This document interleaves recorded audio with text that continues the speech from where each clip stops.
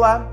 Na aula passada nós trabalhamos um pouquinho com paralelepípedo, falamos um pouquinho de prisma e agora eu convido você a falar um pouquinho de cilindro. E cilindro é algo que tem caído e aparecido muito no Enem. Você não tem ideia do quanto o Enem adora pôr questão de cilindro na sua prova. Teve até um ano, não lembro se faz 2 ou 3 anos, que o Enem das 45 questões colocou umas 20 contendo o cilindro. Quer dizer, é cilindro para calcular volume, cilindro para calcular área, cilindro rolando para você saber quanto que rolou. Um monte de questão. Cilindro para calcular, eram vários cilindros para você calcular a escala. Então, cilindro aparece de monte no Enem.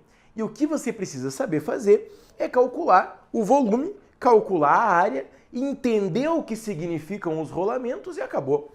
Se você conseguir dominar esses conceitos, você mata qualquer questão de cilindro que possa aparecer. O que você precisa entender é o seguinte: cilindro é alguma coisa assim. Você tem um círculo na tampa, tem um círculo na base e está formado o nosso cilindro.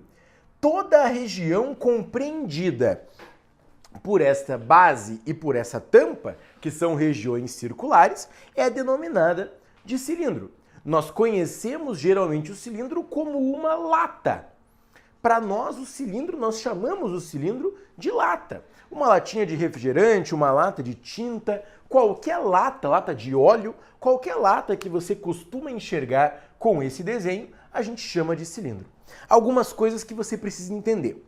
O cilindro tem 2 elementos especiais e importantes.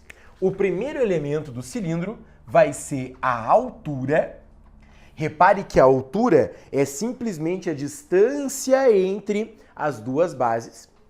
E temos também o raio. Eu vou desenhar aqui o raio na base, mas poderia desenhar também esse raio lá na tampa, né? Não importa onde você desenha. Se quiser desenhar o raio aqui em cima, fique à vontade, não vai fazer diferença alguma, porque o círculo da base e o círculo da tampa são completamente congruentes. Eles têm a mesma área, têm as mesmas medidas. Então, olhando para esses 2 elementos aqui, a gente pode fazer um monte de coisa. Lembra na aula passada como que nós calculamos o volume de um prisma?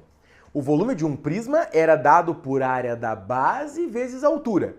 O volume do cilindro é a mesma coisa. Nós também vamos calcular o volume desse cilindro usando a ideia ou a expressão área da base vezes altura. Eu vou escrever para você aqui, volume do cilindro, simplesmente área da base vezes altura. E repare o seguinte, repare que nesse caso a base é única.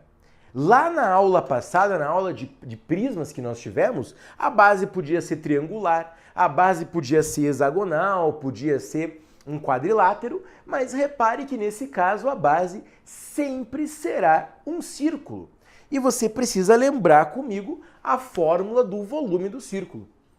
Ou melhor, a fórmula da área do círculo. Você lembra a área do círculo?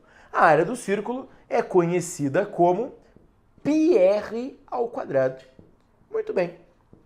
Se você lembra que a área de um círculo é dada por πr ao quadrado, você pode caracterizar ou pode trabalhar com a fórmula do volume desta maneira.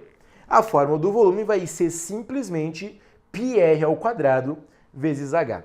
Se você tiver uma latinha aí perto de você, tente pegar uma régua qualquer, uma régua centimetrada comum, e tente medir a altura dessa latinha e medir o diâmetro da base.